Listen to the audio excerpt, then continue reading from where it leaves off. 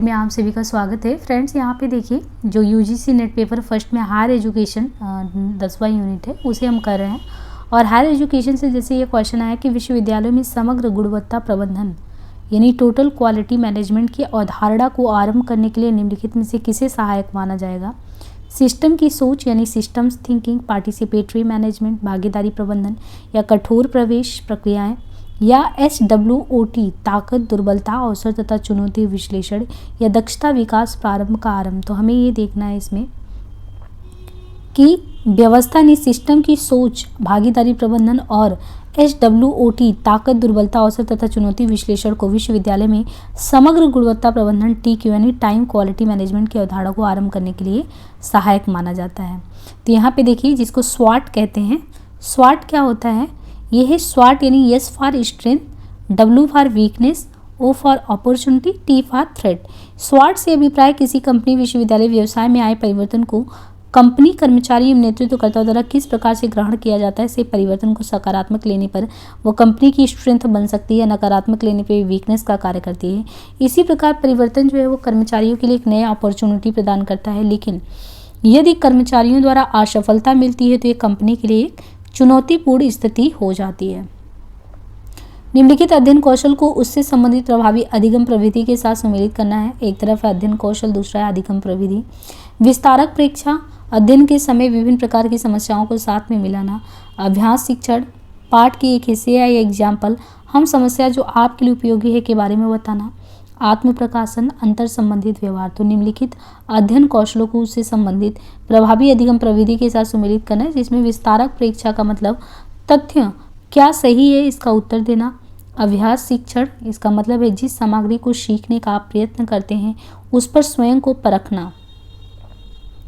आत्म प्रकाशन, ये क्या होता है? तो आत्म प्रकाशन होता है पाठ के एक हिस्से या उदाहरण, हम समस्या जो आपके लिए उपयोगी है के बारे में बताना। अंतर संबंधित व्यवहार, अध्ययन के समय विभिन्न प्रकार की समस्याओं को साथ में मिलाना, इसे कहते हैं। कॉलम 1 को 2 से मिलाना है। कॉल पेपर, TS कून, पाल फेराबेंड, फ्रांसिस बेकन। तो हमें कॉलम 1 को 2 से मिलाना है, जैसे कॉल पॉपर तो ये मिथ्याकरण, TS कून रूपावली से रिलेटेड, फेराबेंड विधि के प्राविरुद्ध से, फ्रांसिस बेकन आगमनात्मक विधि से जो है संबंधित है। ऐसे संस्थान जो मानित विश्वविद्यालय के दर्जे के लिए आवेदन करना चाहता हो को न्यूनतम कितने वर्षों से अस्तित्व में होना चाहिए? तो वो है 20 वर्ष। यूजीसी की ओर से जो है यूजीसी मानित विश्वविद्यालय संस्थान नियमन 18 के अनुसार नए संस्थान के लिए स्थापना से पहले डीम्ड विश्वविद्यालय को स्पॉन्सर करने वाली संस्था को डीम्ड विश्वविद्यालय का दर्जा हासिल करने के लिए आवश्यक अर्हताओं और शर्तों को पूरा करते हुए विस्तृत परियोजना रिपोर्ट यूजीसी को सौंपनी होगी। इस DPR में 15 वर्ष की कार्य योजना और 5 वर्ष की क्रियान्वयन योजना अर्थात कुल 20 वर्षों की योजना का रिपोर्ट देना होगा। यूजीसी द्वारा स्थापित विशेषज्ञों की एक समिति इस रिपोर्ट को देखेगी। समिति से सकारात्मक रिपोर्ट मिलने पर यूजीसी इसे केंद्रीय मानव संसाधन विकास मंत्रालय को भेज देगा।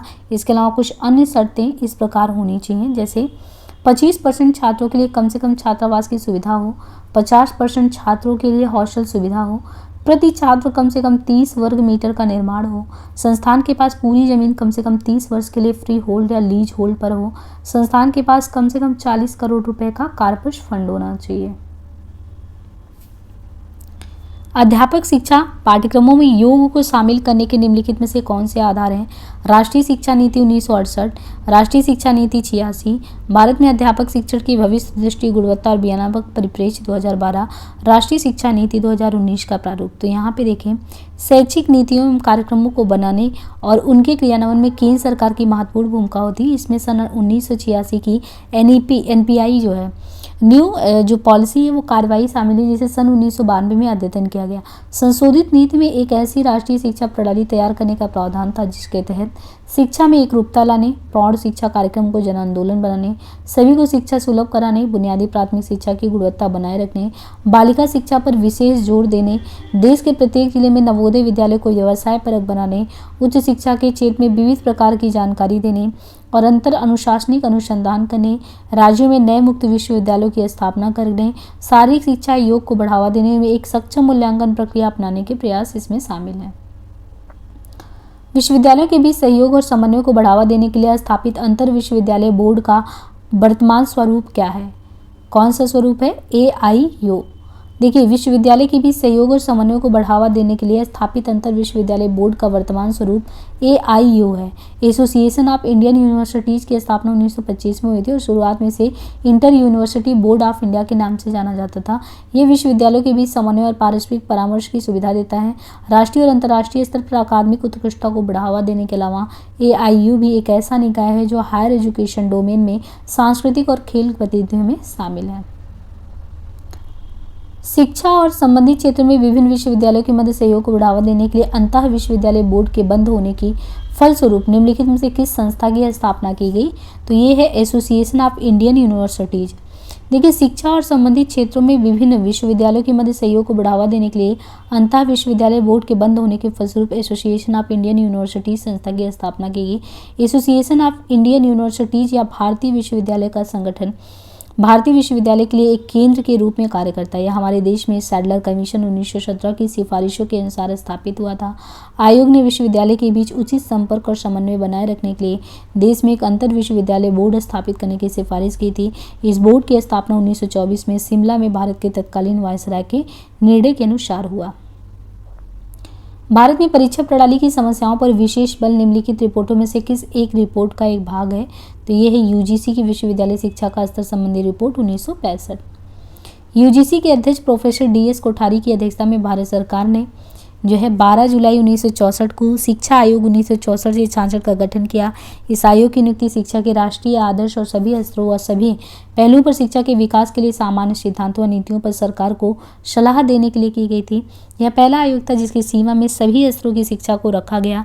शिक्षा और राष्ट्रीय विकास नाम इस आयोग की रिपोर्ट 3 खंडों में है। खंड 1 में शिक्षा के सभी क्षेत्रों और स्तरों के शैक्षिक पुनर्गठन के सामान्य पहलुओं का उल्लेख है। खंड 2 में शिक्षा के विभिन्न क्षेत्रों और स्तरों यथा विस्तार की समस्या, दिशा निर्देश, पाठ्यक्रम, शिक्षा प्रणाली, मूल्यांकन, उच्चतर शिक्षा की समस्या को शामिल किया गया। जबकि खंड 3 के तहत शैक्षिक आयोजन, प्रशासन और शिक्षा के वित्त पोषण की चर्चा की गई है। भारत में उच्च शिक्षा में निम्नलिखित में से किस अनुशासन में नामांकन परसेंटेज सबसे ज़्यादा है? तो यह है कला में। भारत में हायर एजुकेशन में सर्वाधिक नामांकन परसेंटेज जो है वो कला अनुशासन में। आंकड़ों के अनुसार कला अनुशासन में 35% छात्र थे, विज्ञान और वाणिज्य में क्रमशः 14% विश्वविद्यालय के नित्य प्रतिदिन प्रशासन के लिए निम्नलिखित में से कौन सा निकाय इनमें से उत्तरदायी है? तो सिंडिकेट, अधिशासी परिषद। विश्वविद्यालय के नित्य प्रतिदिन प्रशासन के लिए सिंडिकेट, अधिशासी परिषद निकाय उत्तरदायी होता है। वर्तमान समय में अधिशासी परिषद निकाय के अध्यक्ष श्री रविशंकर प्रसाद जी हैं। जिन विश्वविद्यालयों में शिक्षा प्रदान करने के लिए केंद्रीय परिसर होता है उन्हें क्या कहा जाता है? तो वो है आवासीय विश्वविद्यालय। आवासीय विद्यालय कौन से हैं? आवासीय विश्वविद्यालय को एकात्मक शिक्षण विश्वविद्यालय भी कहते हैं। ऐसे विश्वविद्यालयों के केंद्रीय परिषद में ही समस्त अध्ययन अध्यापन कार्य संपन्न होता है। ऐसे विश्वविद्यालय एक निश्चित स्थान पर होते हैं। अध्यापकों की नियुक्ति, पाठ्यक्रम निर्धारण, प्रशासन, परीक्षा और उपाधि आदि देने का कार्य सीधे विश्वविद्यालय के नियंत्रण में होता है। आवासीय विश्वविद्यालयों को पुनः 2 उप श्रेणियों में बांटा जा सकता है, एकात्मक यानी यूनिटरी टीचिंग यूनिवर्सिटी और फेडरल यूनिवर्सिटी। भारत में जो हायर एजुकेशन है उसमें भारत में हायर एजुकेशन में पंजीकरण में शिक्षा की दोनों प्रणालियां, औपचारिक प्रणाली व दूरस्थ शिक्षा प्रणाली का योगदान होता है। दूरस्थ शिक्षा प्रणाली योगदान करती है 50%, 25 या 10%। हमें यहाँ पे देखना है कि मानव संसाधन विकास मंत्रालय की प्रतिवेदन 2009 से 10 के अनुसार वर्तमान समय में देश में 504 विश्वविद्यालय, 296 राज्य स्तरीय, 130 डीम्ड हैं, 40 केंद्रीय हैं, 5 राज्य विधायी कानून के तहत हैं, 33 राष्ट्रीय महत्व के केंद्रीय विद्यार्थी संस्थान तथा 53 राज्य प्राइवेट। इनके अलावा देश में 25,951 महाविद्यालय। और ये पूरी मतलब ये आंकड़े दिए हैं कहाँ पे कितने हैं। यूजीसी के अकादमिक स्टाफ कॉलेज शिक्षकों की गुणवत्ता को श्रेष्ठ बनाने के लिए अस्तित्व में आए।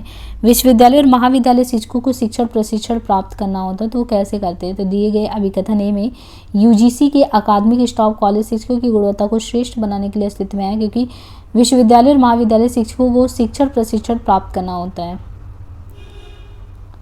NCTE के प्रतिमानों के अनुसार बीएड स्तर के एक यूनिट जिसमें 100 विद्यार्थी हों, वहाँ स्टाफों की संख्या लगभग कितनी होनी चाहिए? तो 1+7। मतलब national council for teacher education राष्ट्रीय शिक्षक शिक्षा परिषद जिसकी स्थापना कब हुई थी? तो राष्ट्रीय शिक्षक शिक्षा परिषद अधिनियम 1993 के तहत 17 अगस्त 1995 में। इसका उत्तरदायित्व भारतीय शिक्षा प्रणाली के मानक प्रक्रिया एवं धाराओं की स्थापना निरीक्षण करना है। एनसीटीए के प्रतिमान के अनुसार बीएड स्तर के एक यूनिट जिसमें 100 विद्यार्थी हों, वहाँ स्टाफ की संख्या 1+7 होनी चाहिए। निम्न में से किसके बाद भारत में कॉलेज में सर्वाधिक छात्र हैं? UK, Canada, USA, Australia. तो देखिए यूएसए के बाद जो है, यूएसए के बाद भारतीय कॉलेजों में सर्वाधिक छात्र हैं। 2014 में एक रिपोर्ट आई थी जिसमें भारत का कोई भी विश्वविद्यालय टॉप 200 विश्वविद्यालयों की श्रेणी में नहीं था। निम्नलिखित कथनों पर ध्यान देना है हमें कि कौन सा कथन केंद्रीय विश्वविद्यालय के संबंध में सही है। केंद्रीय विश्वविद्यालय की स्थापना संसद के अधिनियम से होती है। भारत के राष्ट्रपति केंद्रीय विश्वविद्यालय के विजिटर होते हैं। राष्ट्रपति विश्वविद्यालय की कार्यकारी समिति अथवा प्रबंधक बोर्ड के कुछ सदस्यों को मनोनीत कर सकते हैं। राष्ट्रपति कभी कभार कार्यकारी समिति या कोर्ट की बैठकों की अध्यक्षता करते हैं। तो यहाँ पे हमें समझना है कि तीनों ही ऑप्शन सही है। राष्ट्रपति कभी भी कार्यकारी समिति या कोर्ट की बैठकों की अध्यक्षता नहीं करते। अप्रैल 2015 में भारत में कुल केंद्रीय विश्वविद्यालय थे कितने? तो 15 में कितने थे? 43 थे। वर्तमान 2015 में भारत के उच्च शिक्षण संस्थाओं में सकल नामांकन GER ग्रॉस इनरोलमेंट रेशियो लगभग कितना है? तो ये है 19%। राष्ट्रीय उच्चतर शिक्षा अभियान जो है RUSA के निम्नलिखित में से क्या उद्देश्य है? सरकारी संस्थाओं की समग्र गुणवत्ता में सुधार, गुणवत्तापूर्ण संकाय की पर्याप्त उपलब्धता, वर्तमान स्वायत्त महाविद्यालयों के उन्नयन के माध्यम से नई संस्थाएं, अपर्याप्त अवसंरचना वाले विश्वविद्यालयों की स्वायत्त महाविद्यालयों में हाथों हस्तांतरण। तो यहाँ पे हमें समझना है कि जो राष्ट्रीय उच्चतर शिक्षा अभियान है यानी रूषा, राष्ट्रीय उच्चतर शिक्षा अभियान रूषा एक केंद्र प्रायोजित योजना जो पात्र राज्य उच्च शैक्षिक संस्थाओं को वित्त पोषित करने के उद्देश्य से वर्ष 2013 में शुरू किया गया। केंद्रीय वित्त पोषण वर्ग के राज्यों के लिए 65:35 के अनुपात में और विशेष वर्ग के राज्यों के लिए 90:10 के अनुपात में के मापदंड पर आधारित है। चिन्हित संस्थानों में पहुंचने से पहले निधियन केंद्रीय जो है मंत्रालय से राज्य सरकार, संघ शासित प्रदेशों के माध्यम से राज्य स्तर शिक्षा परिषदों को जाता है। राज्य उच्चतर शिक्षा योजनाओं के समालोचनात्मक मूल्यांकन के आधार पर राज्यों को निधियन दिया जाता है जो उच्चतर शिक्षा परिषदों को जाता है।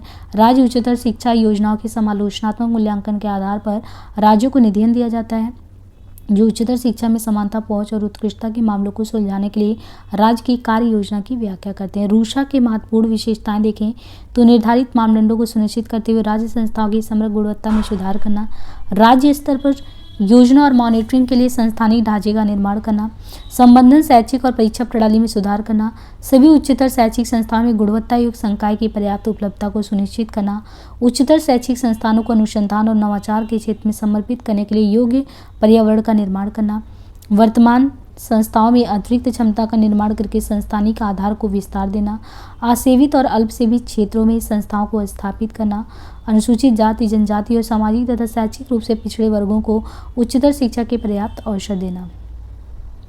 उच्च शिक्षा की संस्थाओं में राष्ट्रीय मूल्यांकन एवं प्रत्यानयन परिषद NAAC द्वारा निम्नलिखित में से किस संकेतक मूल्य को बढ़ावा दिया गया है? राष्ट्रीय विकास में अवदान, विद्यार्थियों में वैश्विक प्रवृत्तियों का संपोषण, विद्यार्थियों और अध्यापकों में मूल्य व्यवस्था विकसित करना, आधारित सुविधाओं के इष्टतम उपयोग को बढ़ावा देना। तो यहाँ पे हमें समझना है NAAC के कार्य में सरकारी प्रयासों के फलस्वरूप 1994 में NAAC की स्थापना हुई थी। संस्थान द्वारा स्वाध्ययन रिपोर्ट प्रस्तुत करना, राष्ट्रीय विकास में महाविद्यालय तथा विश्वविद्यालयों का अवदान और विद्यार्थियों में वैश्विक प्रवृत्तियों का संपोषण, अध्यापकों एवं विद्यार्थियों में मूल्य व्यवस्था विकसित करना। निम्नलिखित में से डीम्ड विश्वविद्यालय के विषय में कौन सा कथन सही है? डीम्ड, राज्य के राज्यपाल डीम्ड विश्वविद्यालय के कुलाधिपति होते हैं। वे अपने पाठ्यक्रम तथा पाठ्यचर्या बना सकते हैं। वे दाखिला तथा शुल्क के विषय में अपने दिशा निर्देश वे उपाधि प्रदान कर सकते हैं। तो भारत में उन उच्चतर शिक्षा संस्थाओं को मान्यता देने डीम्ड विश्वविद्यालय कहते हैं जिन्हें UGC की सलाह पर भारत के हायर एजुकेशन डिपार्टमेंट द्वारा इस प्रकार की मान्यता दी जाती है। जिन संस्थाओं को डीम्ड विश्वविद्यालय घोषित किया जाता है उन्हें न केवल अपने पाठ्यक्रम को निर्धारित करने की स्वायत्तता बल्कि प्रवेश नीति, विभिन्न पाठ्यक्रम शुल्क तथा छात्रों के लिए निर्देश भी बनाने के लिए स्वतंत्र होते हैं। विश्व में भारत की विशालतम जो है उच्च शिक्षा प्रणाली किन देशों के बाद आती है? संयुक्त राज्य अमेरिका, ऑस्ट्रेलिया, चीन, UK। भारत की विशालतम जो हायर एजुकेशन का सिस्टम है वो तीसरे नंबर पे, पहले पे अमेरिका, दूसरे पे चीन है। भारत की उच्च शिक्षा संस्थाओं में निम्नलिखित में से किसको अध्ययन के पाठ्यक्रमों तथा कार्यक्रमों के अनुमोदन को अधिकार दिया जाता है? तो ये है विद्या परिषद, एकेडमिक काउंसिल। भारत की उच्च शिक्षा संस्थाओं में विद्या परिषद, एकेडमिक काउंसिल को अध्ययन के पाठ्यक्रमों तथा कार्यक्रमों के अनुमोदन को अधिकार दिया जाता है। हमारे विश्वविद्यालय प्रणाली के माध्यम से PhD कार्यक्रम के अनुसरण के लिए अब कौन सा एक अनिवार्य प्रावधान बन गया है? पीएचडी के लिए पंजीकरण कराना, enrolment for PhD, course work, 3 वर्ष तक अनिवार्य उपस्थिति, विश्वविद्यालय से बाहर के पर्यवेक्षक से मार्गदर्शन लेना।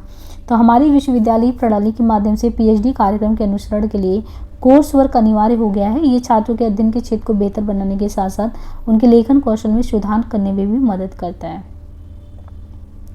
किसी विश्वविद्यालय में निम्नलिखित में से किस निकाय या इकाई को सांविधिक कार्य करना होता है? Board of studies, finance committee, board of management, research degree committee. तो हमें यहाँ समझना है कि किसी विश्वविद्यालय में प्रबंधन बोर्ड को ही सभी सांविधिक कार्य करना होता है। प्रबंधन बोर्ड में एक अध्यक्ष समेत कुछ सदस्य होते हैं जो विश्वविद्यालय के समस्त सांविधिक कार्यों को संचालित करते हैं। प्रबंधन बोर्ड की निगरानी में ही समस्त कार्य उनके अधीनस्थ द्वारा क्रियान्वित किया जाता है। समग्र रूप से मूल्य आधारित शिक्षा किसी विश्वविद्यालय के निम्नलिखित में से किस क्रियाकलाप कार्यक्रम का उद्देश्य होता है? नेशनल कैडेट कॉर्प्स एनसीसी, या fine art and musical concert, Lalit कला और संगीत समारोह, अंतर विश्वविद्यालयी प्रतिस्पर्धाएं, या योग शिक्षा और सुस्थिति केंद्र। तो यहाँ पे देखना है कि समग्र रूप से मूल्य आधारित शिक्षा किसी विश्वविद्यालय में योग शिक्षा और सुस्थिति केंद्र का प्रमुख उद्देश्य होता है। योग शिक्षा और सुस्थिति केंद्रों में ही बालकों का आत्मनियंत्रण तथा समाज और संस्कृति के अनुरूप व्यवहार को क्रियान्वित करने की शिक्षा दी जाती है। यहाँ ही इनको ये ज्ञान कराया जाता है कि हमारे समाज के कुछ मानदंड है और इन पर चलकर आप अपने समाज तथा मानवता के लिए अग्रणी कार्य कर सकते हैं। निम्नलिखित में से किसने पाठ्यचर्या कार्यक्रम में 10+2+3 शैक्षणिक संरचना को सामान्य कोर के रूप में परिकल्पित किया? कोठारी आयोग, सिन्हा, 1986 एनईपी, या अखिल भारतीय तकनीक शिक्षा परिषद। तो यहाँ पे हमको देखना है कि ये है राष्ट्रीय शिक्षा नीति 1986। इसने पाठ्यचर्या में 10+2+3 शैक्षणिक कार्यक्रम को जोड़ा है। निम्नलिखित में से समझना है कि ओपन यूनिवर्सिटी, डुल मोड यूनिवर्सिटी, द्वैत, मिक्स मोड, मिश्रित जो है डीम्ड यूनिवर्सिटी, और स्पेशलाइज्ड यूनिवर्सिटी। तो क्रमशः यहाँ पे देखिए जो मुक्त विश्वविद्यालय है ये उड़ीसा राज्य मुक्त विश्वविद्यालय में आता है, द्वैत जो है मुंबई विश्वविद्यालय, मिश्रित में एमआईटी आता है, मानित में भारतीय विज्ञान संस्थान बेंगलुरु, और विशेषज्ञता में नियोजन और वास्तुकला। भारत में राज्य विश्वविद्यालयों के संबंध उच्च शिक्षा प्रणाली का कार्यकारी और नेतृत्वकर्ता कौन होता है? फैकल्टी का dean, chancellor of university, vice chancellor और शिक्षा का डीन। तो विश्वविद्यालय के प्रशासन के लिए विश्वविद्यालय का अधिकारी वर्ग ही मुख्य रूप से उत्तरदायी होता है। किसी विश्वविद्यालय का प्रशासन व नियंत्रण मूलतः कुलपति के तहत ही रहता है, अर्थात विश्वविद्यालय का मुख्य अधिकारी कुलपति ही होता है। 55% अंकों वाला एक स्नातकोत्तर उत्तीर्ण छात्र पीएचडी उपाधि प्राप्त करने के लिए शोध करना चाहता है। इसके लिए औपचारिक आवश्यकताएं क्या होंगी? किसी विश्वविद्यालय की नामांकन परीक्षा में उसको बिठाना, एक कोचिंग संस्थान में जाना, एक विशेषज्ञ शिक्षक से सलाह लेना, नामांकन के लिए आवेदन देना, शोध के लिए प्रस्ताव प्रस्तुत करना, एक सहपाठी समूह के साथ शोध प्रस्ताव पर चर्चा करना, शोध के विषय पर विशेषज्ञों की राय लेना। तो हमें यहाँ पे समझना है कि 55% अंकों वाला एक स्नातकोत्तर है उत्तीर्ण छात्र वो पीएचडी उपाधि प्राप्त करने के लिए शोध करना चाहता है। उसके लिए औपचारिक आवश्यकताएं क्या होंगी? तो किसी विश्वविद्यालय की नामांकन परीक्षा में बैठना, नामांकन के लिए आवेदन देना, इनके अलावा शोध के लिए प्रस्ताव और विश्वविद्यालय के संगत निकाय द्वारा प्रस्ताव को अनुमोदित करवाना और अनिवार्य पाठ्यक्रम में भाग लेना। भारतीय विश्वविद्यालय प्रणाली यानी जो है भारतीय विश्वविद्यालय प्रणाली के प्रशासनिक तथा शैक्षणिक अध्यक्ष कौन होते हैं? चांसलर ऑफ यूनिवर्सिटी, विश्वविद्यालय का कुलाधिपति, vice chancellor of university, registrar या डीन। तो विश्वविद्यालय के प्रशासन के लिए ये देखना है कि विश्वविद्यालय के प्रशासन के लिए विश्वविद्यालय का अधिकारी वर्ग ही मुख्य रूप से उत्तरदायी होता है। किसी विश्वविद्यालय के प्रशासनिक तथा शैक्षणिक अध्यक्ष कुलपति होते हैं।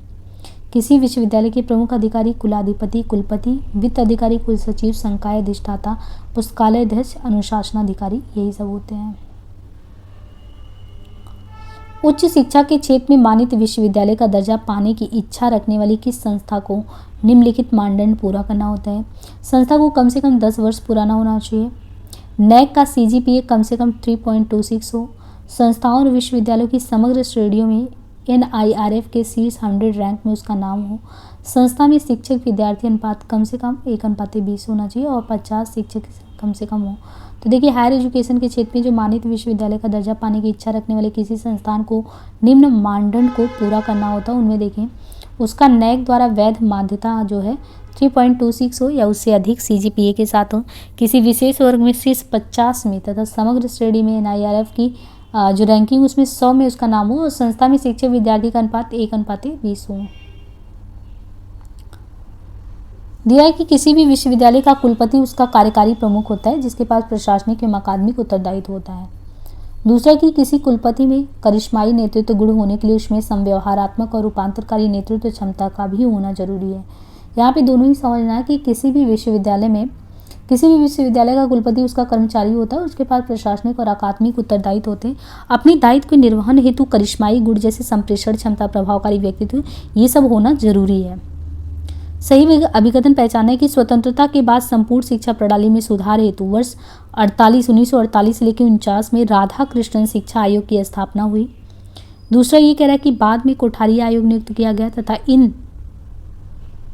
तथा इन दोनों से जो है आयोग की रिपोर्ट के आधार पर नई शिक्षा नीति 1989 तैयार की गई। तो हमें यहाँ समझना है कि दोनों ही कथन इसमें गलत है। उच्च शिक्षा में जो है 180 अध्ययन दिवसों का निर्धारण करने निम्न में से किस आयोग द्वारा अनुशंसा किया गया? तो 180 दिन का जो निर्धारण हुआ वो किसके द्वारा हुआ? कोठारी कमीशन के द्वारा। हायर एजुकेशन में 180 अध्ययन दिवसों का निर्धारण करने के लिए राधाकृष्णन आयोग द्वारा अनुशंसा किया गया। विश्वविद्यालय में प्रवेश एक स्कूली पाठ्यक्रम के 12 साल बाद होना चाहिए। कॉलेजी शिक्षा के 3 साल बाद पहली डिग्री होनी चाहिए। कॉलेज में काम के दिनों की परीक्षा के दिनों को छोड़कर 180 दिन जो है वो होना चाहिए। तो यहाँ पे हम इसको एंड करते हैं, बाकी मिलते हैं नेक्स्ट सेशन में। आज के लिए इतना ही, धन्यवाद।